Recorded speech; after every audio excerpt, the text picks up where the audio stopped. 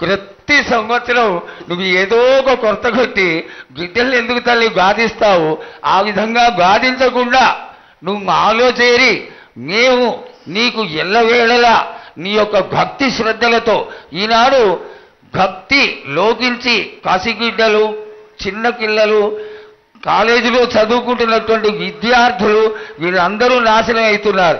వీళ్ళందరినీ నువ్వు చల్లటి చూపుతో చూసి వాళ్ళందరినీ ఆశీర్వదిస్తావని, ఆశీర్వదించడానికి ఏం పూజలు చేయాలో చెక్కు తల్లి, వాటిని తప్పకుండా చేసుకుంటావు. నా బిడ్డలనందరినీ నేను కడుపులో పెట్టి నేను కాపాడుకుంటున్నాను బాలక్క.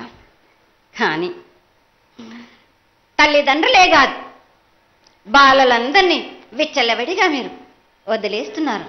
అయినా కానీ నేను మాత్రం కడుపులో పెట్టుకొని కాపాడుకుంటూ వస్తున్నాను.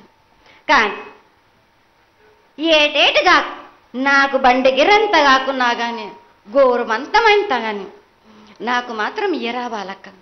తప్పకుండా ఇంతవరకు నేను చుక్కలన్నీ నేను రాసుల కొద్ది నేను రప్పించుకుంటున్నానే గాని గోరు మందమంతా కూడా నాకు చెందదా బాలక్క.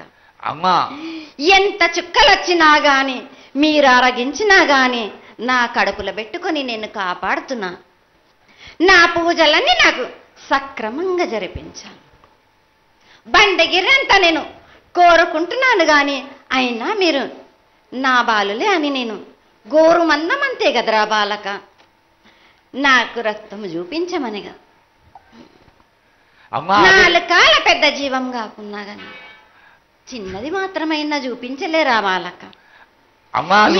ఏడు నేను ప్రతి ఏడుకి ఏటికేటికి నేను నా కొల్లారికి నేను చుక్కలు రప్పించుకుంటూనే ఉన్నా. నేను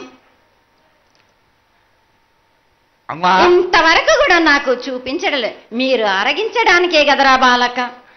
అమ్మా, నీ ప్రసాదంగా ఆరగిస్తారే తప్ప అది దాని మీద ఉన్నటువంటి వ్యామోహంతో కాదు తల్లి.